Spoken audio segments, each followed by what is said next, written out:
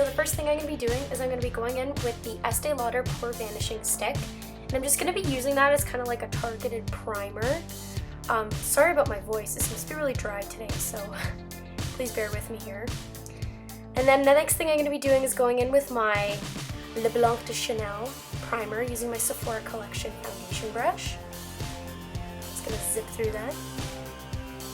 Alright, so using the back side of that Sephora foundation brush, I'm mixing my Josie Maran Argan foundation with my Urban Decay All Nighter foundation. I'll list all my shades and colors and brush numbers and all that good stuff in the drop down box below.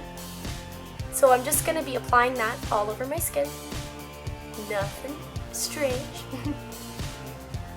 Okay, so I'm going to be going in with the Urban Decay Naked 3 palette, and I'm starting out by using a mixture of Limit and Neuter on my Sephora Collection blending brush, and I'm just going to be using that as my transition and my crease shade.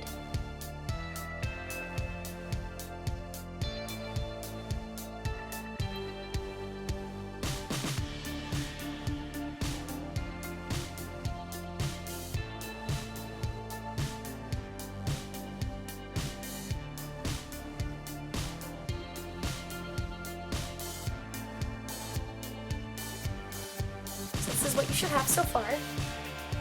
Alright, so now for the lid color, I'm going to be going in with the color Liar on my MAC shader brush, and I'm just going to be packing that all over the mobile lid, just making sure to have equal saturation. I'm not going all the way into the inner corner, I'm just going to try and saturate it from kind of like the first third of my eye all the way over to the the outer corner. Oh my goodness, I can't talk today.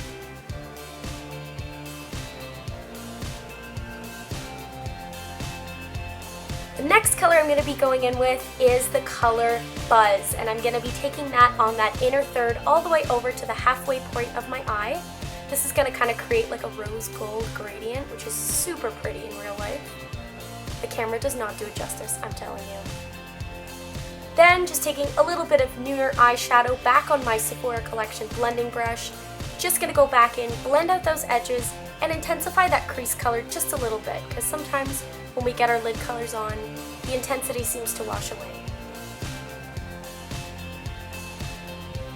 Okay, so next I'm going to be taking the color, this is Trick, oh my gosh, I can't even remember what I used, and I'm going to be taking that and I'm going to be popping that right in the center there to give kind of like a halo effect.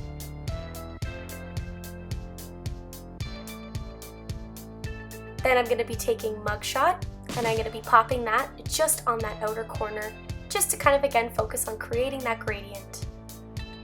Next thing I'm going to be doing is I'm going to be taking the color Dark Side. I just wiped off my brush with the excess Trick and Buzz and whatnot, and I'm going to be doing kind of a cut crease. I don't really know what to call this. But the reason why I'm using this shader brush is so that I can just pull upwards to blend. It'll give me a nice blend across my line, but it'll still allow for a lot of precision, and it'll allow for that really kind of cut crease effect. And since I had it in my hands, I figured I'd warm up that crease again with, this is the Too Faced Chocolate Soleil Bronzer and the Sephora Collection blending brush. Beautiful. Now I'm going to be applying my concealer. This is the Makeup Forever Ultra HD Concealer, and this is a MAC Duo Fiber brush. Again, all the numbers and shades will be listed in the drop down below. And I'm just going to be setting over that with a little bit of loose powder. Please excuse my disgusting brush. It needs to be cleaned. Gonna zip through that other side there.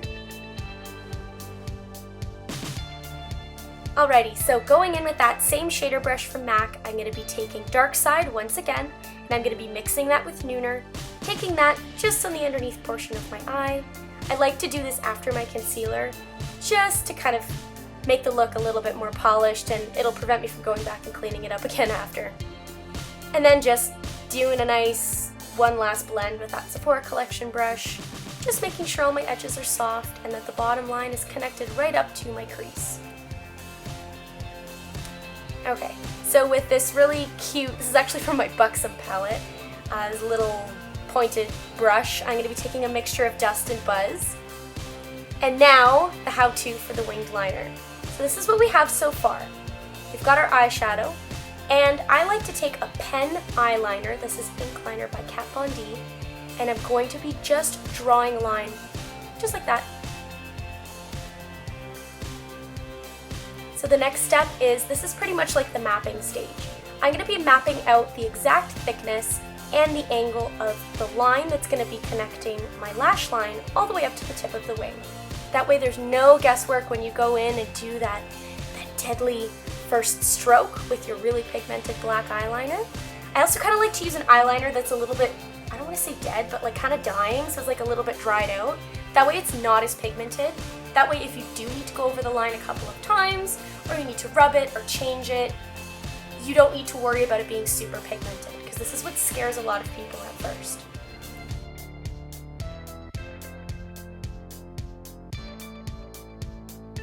So once it's perfected the way you like, you're going to go in with your black. This is the scary part, but don't worry, this is why we did our practice strokes, because now we know exactly where to place our eyeliner. So this is really cool as well, because it's going to take all the guesswork out of doing your liner, and it's going to make sure that you know exactly where you're putting things.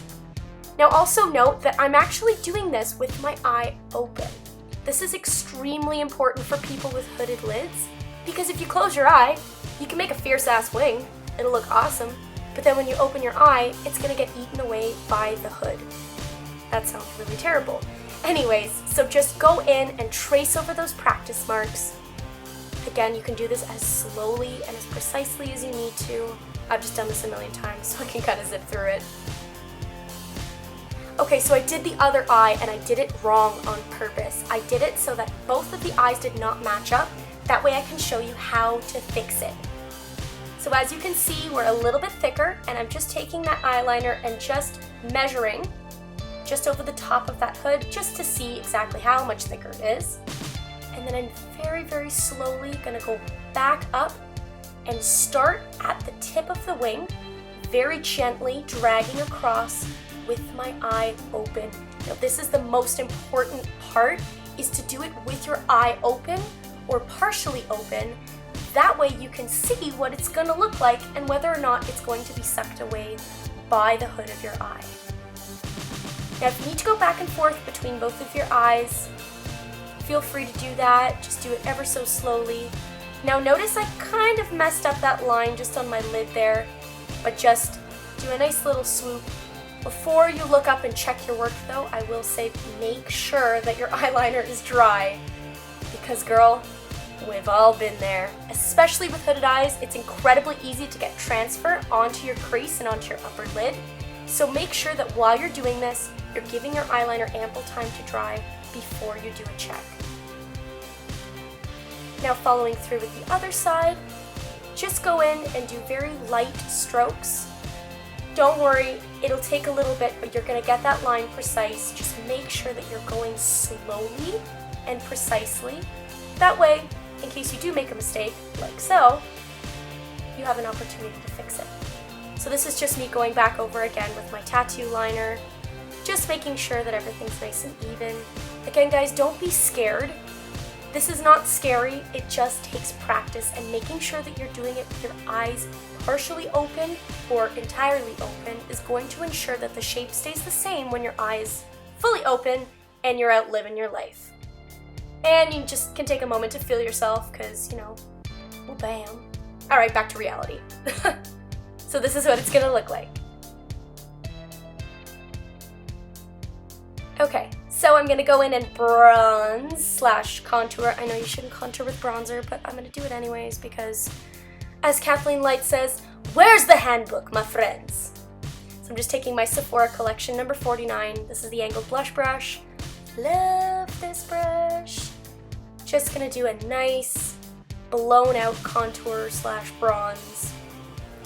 Then I'm gonna take that same brush, I've just wiped it off on a towel, and I'm gonna take a Milani Luminoso blush and just blend it in with that contour.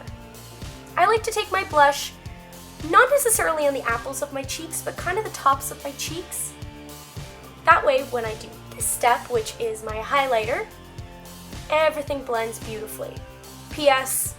Thunderstruck by Kat Von D is the ultimate highlighter for pale girls. Just saying.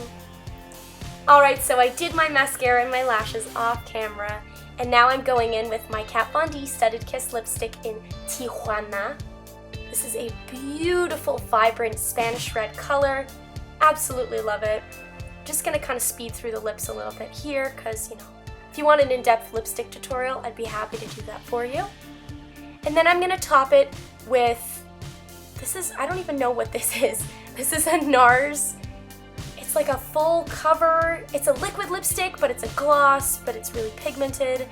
I don't know, but it's a really awesome red. I'll link it down below for you to take a look at it. And this is the finished look. So I hope you guys really liked this, and if you have any questions or any future look requests, please feel free to hit me up in the comments section below. Thanks so much, guys. Have a great day. Bye.